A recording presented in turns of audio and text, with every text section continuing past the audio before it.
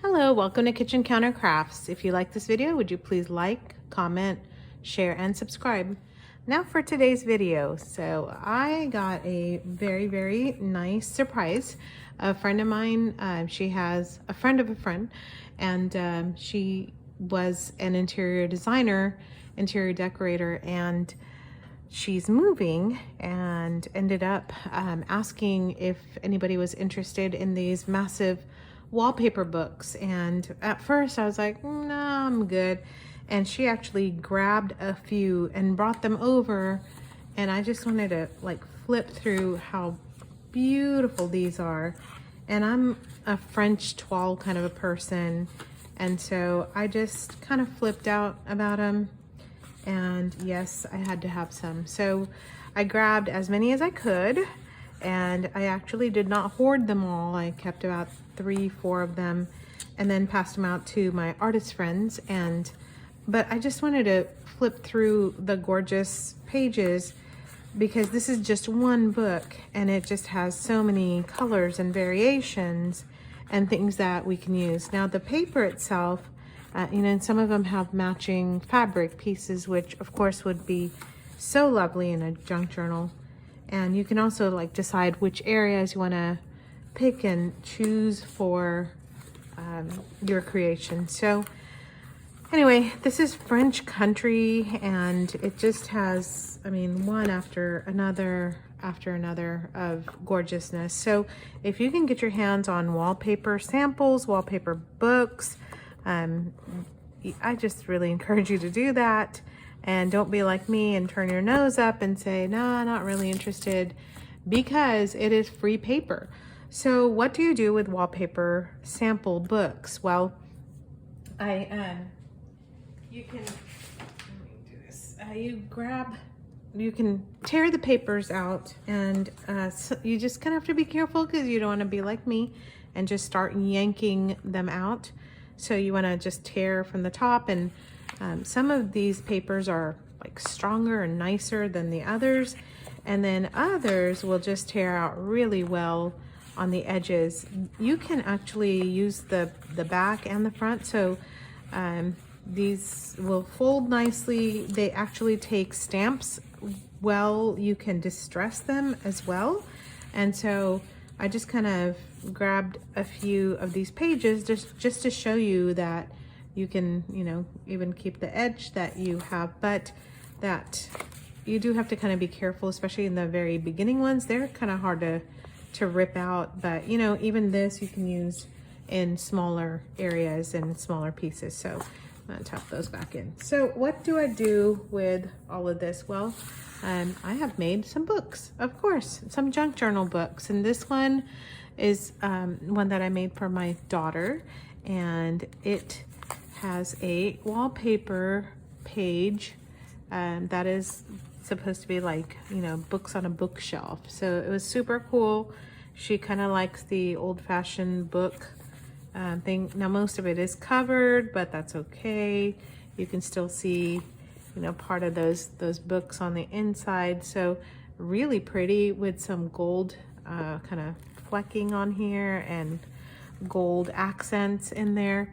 So this is kind of like a, I don't know, like a celestial type of a book that I made for her with gold accents, kind of picking that up. And then I took this inside and I just kind of folded the piece in to make a pocket, and then sewed and just kept this little flap for whatever she chose to do with it later. So this is like a nice big chunky journal that I made out of a wallpaper book, and I just kind of strengthened this the spine. Don't look at the sewing too well because I just kind of do that fast. I don't really I guess I'm not too particular about it. This is a mini notebook that I'm making for some of my friends. This one, I don't know where I want to put it, so it's just in the ribbon right now. It's just a Bible verse. It might even go on the inside. I don't know yet. But I added a elastic to it to make it like a bullet journal so that they could take these pages in and out.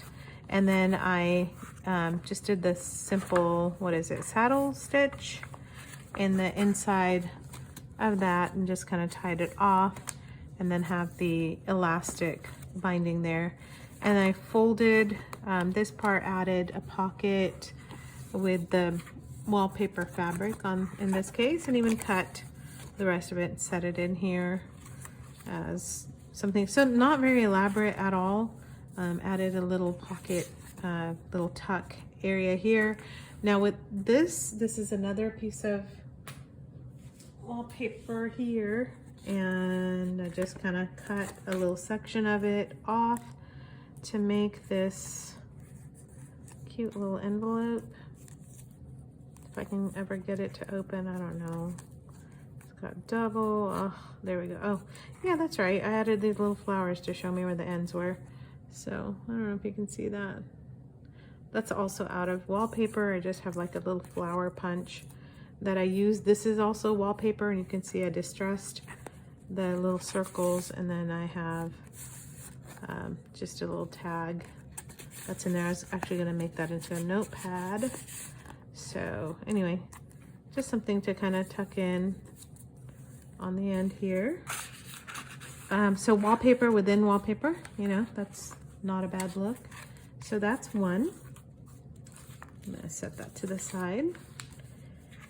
This is a part of that envelope, and really all I did was I took some wallpaper, folded it over, cut a square, and sewed all around. It was like a 2-second job. Then I also took some wallpaper and I scored the lines out. You can tell I have not, these are just works in progress, and I will do a video on how to make these, but I'm gonna do a double, kind of like a bullet journal, traveler's notebook type of a thing. So these are longer. This one is like an A5 size, and this is more of a traveler's notebook size. I don't know what that notebook size is, but I'm working with several different wallpaper pieces and trying to coordinate colors, and just kind of, again, works in progress so that I can make some of these for Christmas gifts. And I just thought those would be kind of sweet. And in some of these with the cream color, it's just an extra piece, probably add a pocket or a belly band. You can actually use watercolors. And so for some of my artist friends, and hopefully they're going to look a little something like this. So this one has a couple different flaps and things in there. And this one is even a skinnier traveler's. And on this side, I have a pocket with just different tabs and things. Here's another piece of wallpaper with a bird on it. Thought that was kind of pretty. And then again, simple saddle stitch notebook. And this is just printer paper, actually, that I put in here. Another little pocket here with a little notepad. A 3x5 card that has been coffee stained and distressed for journaling. And then one more pocket here with a bunch of different little tabs and tags. And then don't ask me what that is. I just decided to sew a little piece of something in here for a top tuck. I've never done that before, but I just had a scrap left over, so I was like, what do I do with it? And I was going to fold it in like this, but I actually like it like this. And so then I'm gonna add something on the top, and this is like a double pocket look. So anyway, just trying a bunch of different things in here with my wallpaper samples, and stay tuned, and I'll do a tutorial on how to make these folios. And until next time, see you then. Bye.